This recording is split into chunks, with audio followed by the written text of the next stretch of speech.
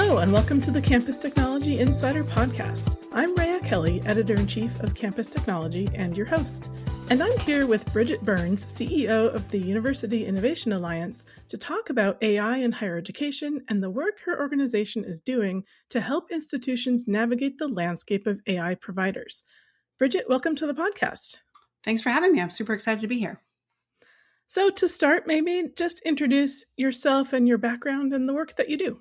Yeah, so I have the privilege of helping support 19 large public research universities around the country do a very highly unnatural act, and that is collaboration in higher ed, a highly competitive field, especially when it comes to innovation, a place where there is an incentive to keep it to yourself, to not necessarily share, and try and move your institution ahead. We're trying to run a kind of counterculture movement where institutions actually team up together to think about what kinds of experiments we should be running and what kind of work we should be advancing if we were operating like the R&D lab for the sector, and then trying to give away everything we learn because we need to serve millions more students. And we need to not just serve them so they can get a degree.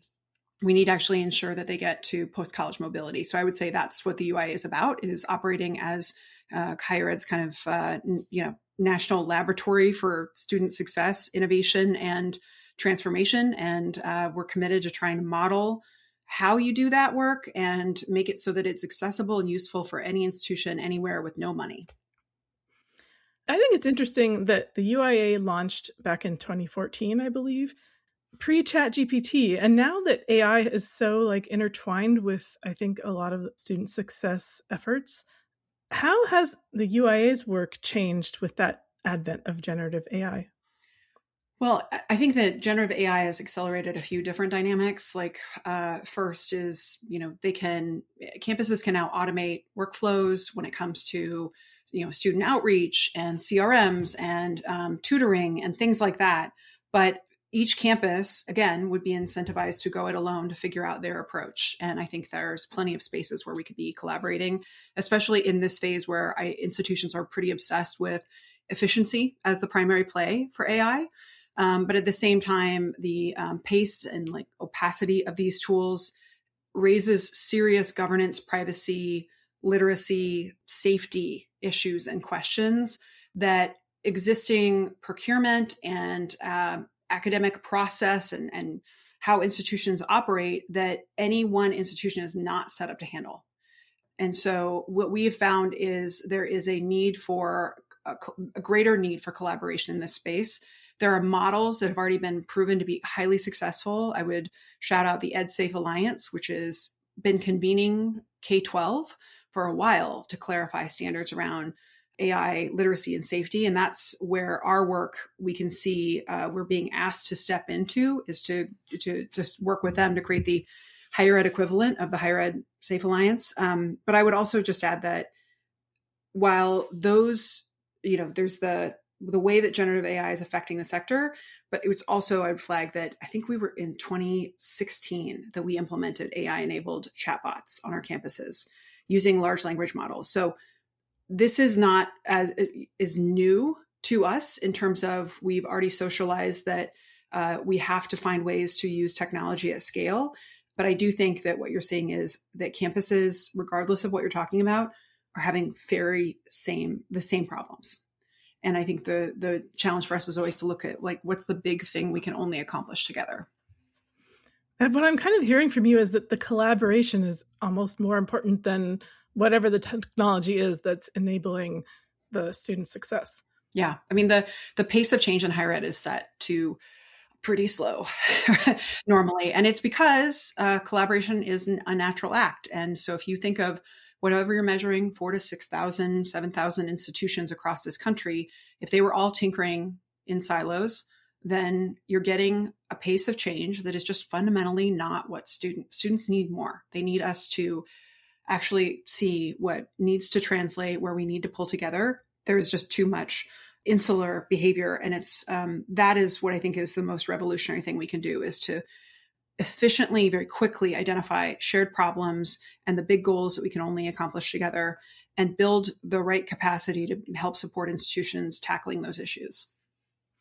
Are there opportunities for the use of generative AI that you're excited about?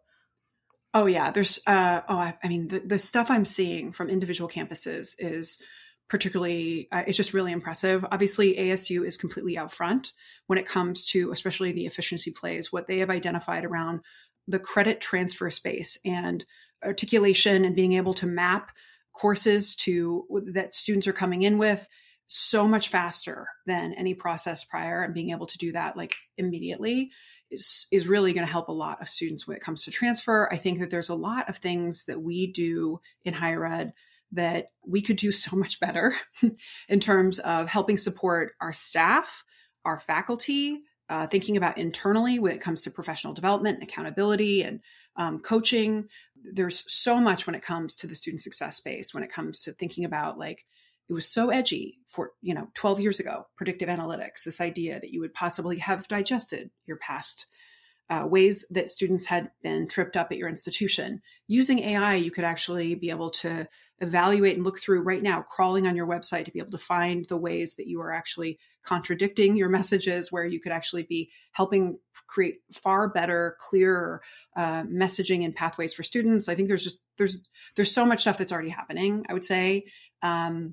I think the bigger get is institutions pulling together to put forward a very strong point of view on this literacy safety stuff, because what we're seeing is the problems are always the same.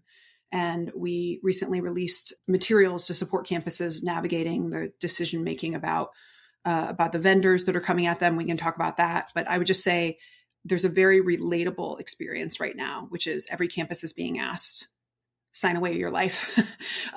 Choose which one of these that you're going to sign an enterprise agreement with. They're also being asked by their faculty about cheating. They're being asked about how they should use it. I think all of these are very similar challenges, regardless of your institution. That is what people should be teaming up on. Can we dive in a little bit more in detail about those challenges? Like, what would you say are sort of the, if you could rank them, the most common challenges that institutions are facing as they sort of engage with the potential of AI for student success work? Oh yeah. So I would say governance gaps. You've got like efficacy that's been unvalidated. You've got privacy issues. You've got long-term data. We are signing a contract giving away students' data that we cannot possibly fathom right now. There is an intellectual property issue that people are not thinking about. There is a lot of contract risk, capacity issues. I mean, just think about this. Like to work at an institution, you're a mandatory reporter. If you sign an enterprise AI agreement with any vendor, they are going to be having there's a relationship between one of your students and this product that you have signed a contract. And we are already seeing some of the safety risks in terms of the types of conversations and what models are inclined to do or not do. That if you think from a mandatory reporter perspective or any of these kind of safety precautions that we have long built into running our institutions, there is a massive gap in terms of how we are equipped to navigate. And so I think what you're going to have is, and you're seeing, is some institutions are freezing and just waiting for everything to get super clear. And then you have some that are racing toward it. And I just think whatever your approach, I don't think you should freeze, because I think we have to figure out how we help support our students. That they are now entering a workforce where this is not just a maybe, it's a certainty. And I think we also have to be really keeping our eyes open about the workforce effect. I think we're seeing that. I think it's a canary in the coal mine. I think it is actually a real serious thing. I'm not a doom person when it comes to AI, but I do think I think that how long it's taking students to get hired is real. I can think of institutions like ASU. They were super early in signing like an institution-wide agreement, I think with ChatGPT. So they must have, had to figure out a lot of that stuff on their own. Yeah, they got to actually determine what many of the contracts that others are considering say, because they have to figure it out with them, right? So there is a first mover advantage, but there's also, I would assume that relationship was set up, that there are certain episodic moments where they are going to review. I mean, I don't know personally, but I do think that they have the right approach and are pretty, they're kind of thoughtful partners who are willing to kind of engage with technology they have the right, I think, framework around piloting and testing. And so I would assume that if they can, they probably sign with everybody. they probably test with a lot of folks and have a backup plan. But the actual interesting thing about ASU's approach to AI, I observed, is that they started as soon as GPT came out, as soon as they signed that contract, they launched a campus-wide competition that students, faculty, staff, anyone could submit an idea for how you could use AI to improve something, to solve something. And they have funded a lot of those things. They have built a lot of those things. And the scale and the volume of really incredible pilots and tests that have already been there, they already have the data from. That's the reason why, is that they really unleashed the creativity and they kind of backed it up by resourcing it of their faculty, of their students, of their staff. I love especially seeing they have so many AI products and things that have been created by students that they're resourcing and supporting. So earlier you alluded to, helping institutions evaluate these vendor agreements with the AI decision framework that the UIA created. So can you kind of break down, what is the framework? What does it consist of? So most of my work is just identifying shared problems, right? Where more than one institution tells me they're struggling, and okay, now I know that there's something here, because I know that we're just the earliest ones, but this is relatable and real everywhere. And we saw that campuses were being asked, and the question is, which office is being asked to sign this contract to evaluate this? And it was very clear that presidents and provosts and chancellors and CIOs and CISOs, all of these folks are not actually equipped to navigate this really new terrain. And neither is our legal team. I mean, it's all in real time happening, which is the perfect opportunity for us to pull it together. So we started accumulating the questions that we were hearing that were actually useful, and worked with Erin Moat from Innovate EDU. She is a lead figure for the EdSafe Alliance, which is the K-12 group I shared about, and Lev Gonik, who's the CIO at ASU, to just identify what questions, since ASU had already gone through this, what do they wish they'd known before they started? What questions would they recommend? And it was very quick that we generated that list and then tested it and tested it. And then our method is to just give it away. And so we launched it and shared it. And it's, I think everything we do should be kind of an open source solution. We just wanted, for me, I think if there's an avatar of who I think about regularly, it's an under-resourced campus in a rural community that everyone's in an interim role and nobody has money or time. And now they're possibly thinking that if they don't sign a contract, they're harming their students. They're going to be behind. And what if, money's on the table, right? The scarcity of the moment could cause you to, agree to something. And they need to have just the wisdom and knowledge that others have figured out the hard way. And that is how the field should operate. We should be, spotlighting things, be ye not so stupid, follow, don't go down this path, or, here's what I wish I'd known. And I would just say the best question that we found was you should ask whoever the vendor is, because it's very clear that there are competitors, right? You got Google, you have Anthropic, you have ChatGPT, OpenAI. And the question I would just say is ask OpenAI, what should I ask Google? Ask Google, what should I ask OpenAI? And that is going to tell you, they know their models best. They know their weaknesses and their strengths. It's their job. And so help me help you. And that's the one I would give you, is because presidents need something they can just hand off to their team, and they actually know that they're not just throwing them some huge thing that they don't know how to handle, and they know how distracting that would be. So this is, your contracts office, procurement, whoever, here are the questions, here's the ways you need to think about, especially around the data privacy stuff.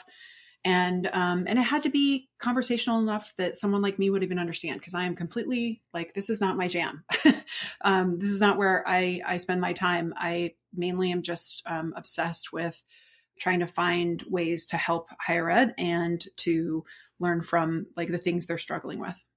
That is a really clever way to pit the vendors against each other to get the information that you need.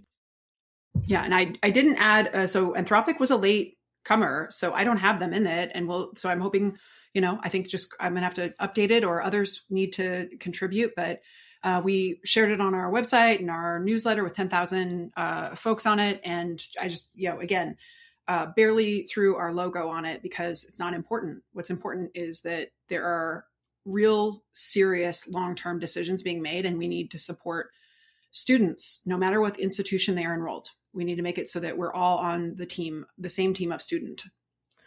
What is different about the procurement process for, an AI platform as opposed to just any education technology? Like if an institution's evaluating an LMS, like in theory, they have a process for piloting and getting stakeholder input and just all of those things. But I suppose that's a lot slower than maybe the AI process would need to be to keep up.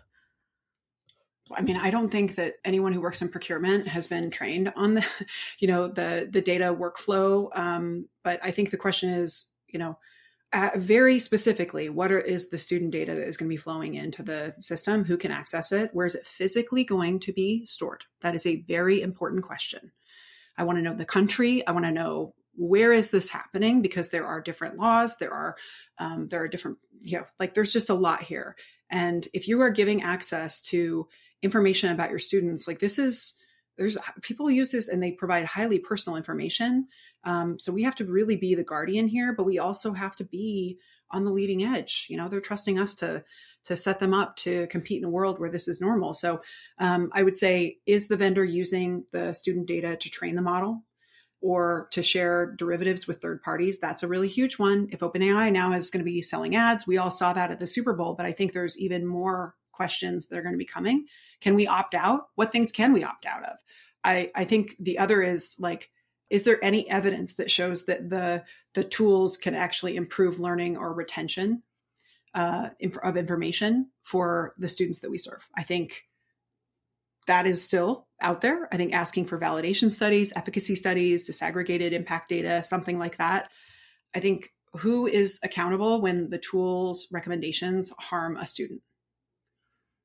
Who is define decision rights and human in the loop controls, because there are some where you have a sentence that says, I think we just saw about the Meta's glasses, that they are actually have human beings, I think in Kenya, who are actually, if you have the Meta glasses, that it's actually a human that's identifying these things, not a computer. And because they have a sentence that says that a human is, there will be human review at some point, they are essentially a lot of really private things are being shared. I mean, I think there's just a lot in terms of that, but also how will the model be updated, and what is the audit access? There's just all this stuff. So just that list, which again, I'm way above my pay grade here. This is not I'm not a technical expert in any way. I think that the real thing we have to think about is the human beings that we are trying to build for are processing a ton of contracts that day about a ton of things. They're worried about a boiler being replaced. They're worried about vendor, have we had enough bids? And then you're asking them to evaluate this, which has real questions that we should be asking that are not necessarily their expertise. I don't think that we have time to build that expertise into every specific lane in the institution. So we have to pull together. Yeah, I like what you said about asking if there's sort of measurable impact on student outcomes. It reminded me of, I don't know if you saw EDUCAUSE's recent survey on the impact of AI on work in higher education. It was sort of a follow-up to their AI landscape study from last year. And one of the things that stood out to me was only 13% of respondents said their institution is measuring return on investment for work-related AI tools. So no one's testing if it does any good whatsoever. Even though I think it was almost everyone uses it was 95 or 94% have used AI tools for work, in the past 6 months. Yeah. When things are moving really fast and you really can't afford to slow everything down and just freeze, this is why community and partnership matter so much. And I don't mean between institution and vendor. I mean, this is why you already have small communities of practice throughout the sector. You already have your athletic conference, your accreditation. Other institutions were going through the same model. You have in your campus system and your state system, and there are peers and partners. And this is a time for us to actually lean in, because there is no possibility that an institution is going to get it perfectly right. And I think that these are we need to be raising questions, and we need to have a healthy discourse and dialogue about these things, so that we're just doing our job for students. At the minimum, just let's start there. Like, what the responsible thing is, yes, this is all very edge of the frontier, and we don't want to make the wrong choice, but we also don't want scarcity and fear to stop us from moving. And so I think figuring out like how frequently you're going to check in with your buddies, how often are you going to how do you make sure that the folks on your team understand that their job is not just to run their lane at your institution. It is actually to actually seek out community and partnership with strategic allies who are at other institutions who are going through similar things, right? Because this is where you're going to actually need that. And yeah, I think a lot of experimentation going on. And I think the number of questions we should be asking only is going to grow. And at the same time, I do think that people have personal anecdotes of great things that they've figured out. I think that we should be sharing practices that are helping. But I think that this is a space where we have to in real time act out as we're navigating something uncertain, knowing that our students are expecting us to figure this out, because they are going to have to do the same thing once they leave and go get a job. So I think, I think that we have to be really honest about what we know and what we don't know. We talked a lot about questions to ask of the providers. Are there any questions that institutions should be asking themselves just about, maybe about AI readiness? I think that thinking about how what is going to be our philosophy about engaging with this technology. I think, are you a critic? Are you going to be investigating it, interrogating it, or are you actually, trying to set yourself, like I said, setting yourself up to be part of an improvement network or community of practice of some kind, to be probing? I think the posture at the leadership level really matters. I think that we have all seen how this happened, where each of us is engaged with AI work slop, where you have a colleague who's gone way too aggressive and you're starting to get emails and content from them that's ChatGPT, and you're like, oh my God, I've lost respect for you. I can't, very quickly, right? We're seeing that happen. It's happening everywhere. And then you're seeing those who are figuring out the sweet spot of how to actually, when to use it and how. And I think the question is at the institutional level, how are we cultivating reflection and learning about this? So where is there professional development needed? Where is there, we used to convene every year and the same things, the same time of year. There are certain things you could set a clock to in terms of universities. We have our strategic retreat, our strategic planning period, all these things. What is going to be your habit around AI as an institution? What is the frequency? What new meaning needs to exist? What needs to die? And what are the kinds of questions you should be asking? I think the questions I think about are, where is there strategic partnership from the folks who are thinking from the contract world, who've actually looked at these contracts and understand the risks and liabilities, the technology implementation teams, whether it's CISO, the CIO, otherwise, and then the academic leads, right? They're thinking about things, they should be thinking about things from a very different level. This is going to be happening and affecting different disciplines differently. And I think faculty are going to have different levels of comfort and familiarity. And I just think from an institutional lens, I want to ask myself, what is my posture going to be? What are the practices I'm going to implement to support myself and my teams? What new partnerships and teams need to emerge that are consistently guiding and overseeing this AI experiment that we're doing at this moment? Because it should evolve over time. But I think the other is, I would just say, scale and use AI with guardrails. So you want to validate before you scale. That's, we love a pilot, we love a test, quasi-experimental models, validation reports, all that kind of stuff, but really focus on governance and contracts. You need to know that stuff. That stuff is super important. The negotiation checklist we gave is really important, and it's providing the kind of protections that students and institutions need for control. There are a lot of resources with the EdSafe policy labs, the EdSafe Alliance, that you can use. A lot of the stuff in the K-12 space they have figured out, and we just need to, copy, paste, and then add to it because we are dealing with things at a different level in some ways. But I would say if it's enterprise AI, student facing, there's a lot of this risk stuff that's been analyzed. And then I would say, build capacity for like sustained use, like really think about AI literacy for faculty and advisors and IT and HR. Okay, because that is a place where I'm seeing some of the most interesting stuff is HR with efficiency, because first off, that's a really painful part of the institution. And I think there's a lot that you could benefit from. So again, the EdSafe Alliance has created a blueprint for AI literacy and safety that folks can use and download. And I think we should be regularly sharing with each other and trying to team up on this. So let's say an institution has successfully signed a contract. They've found some innovations that work, that are having an impact on student success. What are the key next steps to scaling that up? Oh, well, when it comes to, so whether it's AI enabled or not, I think you need to adapt any, so it's not like you just like inject it with more money. When it comes to scale, you have to actually think about, the evolution of whatever it is so that it's going to adapt to solve the problem. So getting very clear about what is the bigger problem that you're trying to solve? What is the bigger population you're trying to serve? What are the additional factors that you need to be thinking about? So for us, what we've learned is the type of scale we have focused on is scale from place to place. Like, how do you take an idea that works at Central Florida or Purdue, and how do you scale it at Iowa State or Oregon State? And so it's a lot more about adaptation and how do you kind of need to riff on the idea? How do you need to shave off the corners?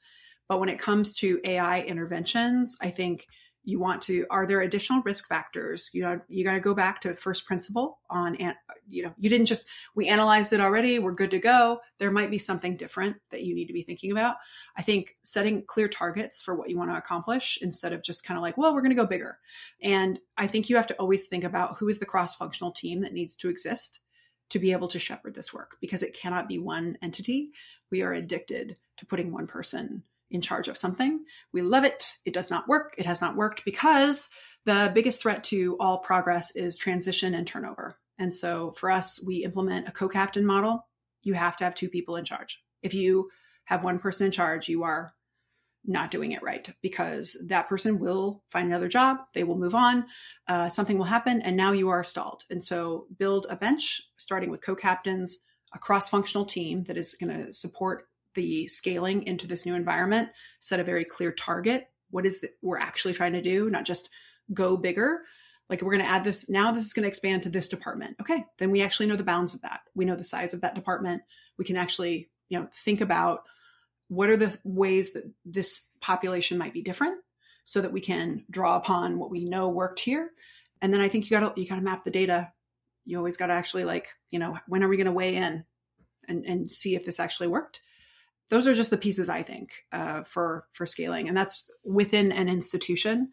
But I think that folks have a lot of expertise about this. They've been doing it for a long time. And I feel like this is the place where I'm more interested in, where is the environment where people can warts and all share about their experiments with this kind of technology and what they learned? Because we are in a culture of competition.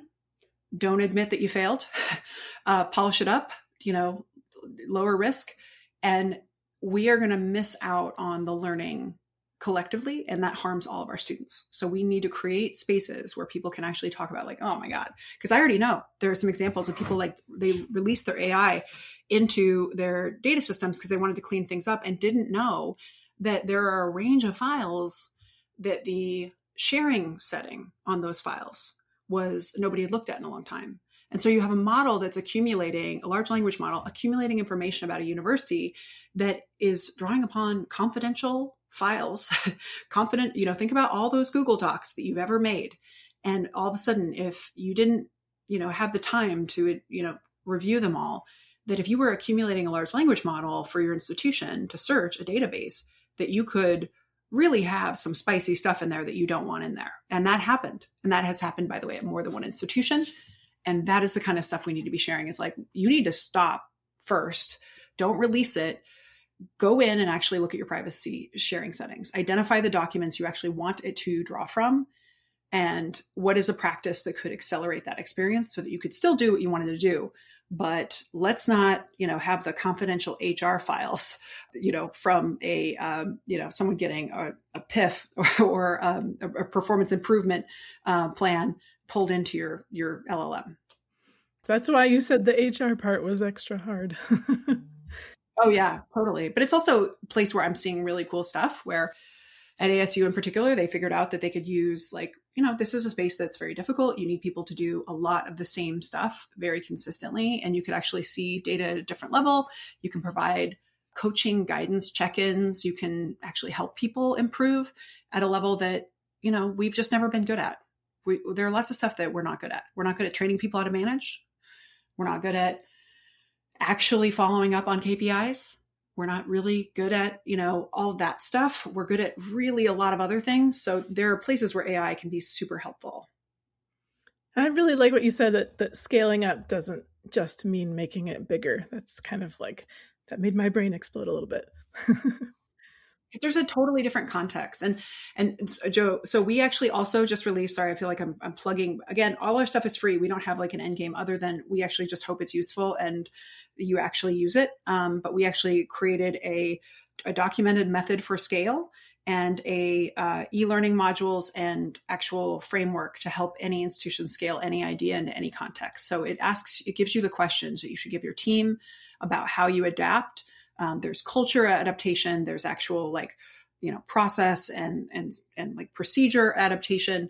And then how do you actually sustain and actually get to successful implementation? So I'm happy to share that as well. Such an amazing resource. Well, thank you so much for coming on, and thanks for enabling the collaboration that's so important.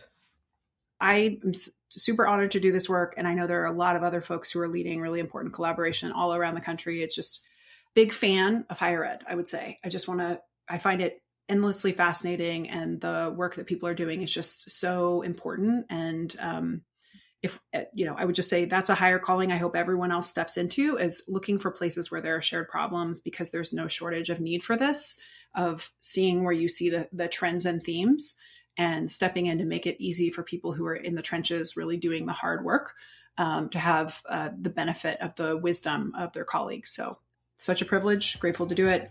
I'm totally on the recruitment path. Other people should step into helping to lead and support collaboration. Thank you for joining us. I'm Rhea Kelly, and this was the Campus Technology Insider Podcast. You can find us on all the major podcast platforms or visit us online at campustechnology.com/podcast. Let us know what you think of this episode and what you'd like to hear in the future. Until next time.